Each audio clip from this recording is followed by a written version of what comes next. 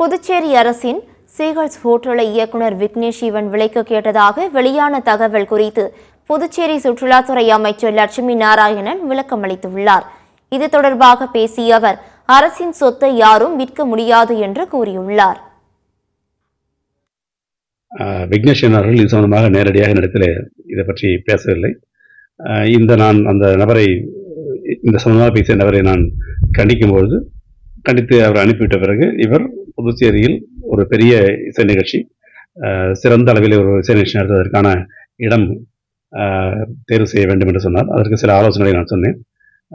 அரசாங்க இடத்தில் பெரிய மைதானத்தில் நடத்துவதற்கான அனுமதி கேட்டால் அதுக்கான கட்டணங்களை வரி மற்ற விஷயங்களில் சேர்ந்து கொடுக்கிற ஒரு நிலை வருகிற போது அதை நான் அரசாங்கம் பரிசீலிக்கும் என்று சொன்னேன். அதை கேட்டுவிட்டு புதுச்சேரியில் இருக்கிற 2 இடங்களில் 3 இடங்களில் இடத்தை தேர்வு செய்வதற்காக சென்றார். இதுதான் நடந்தது. அவர் நேரடியாக இடத்தில் அது பேசவில்லை.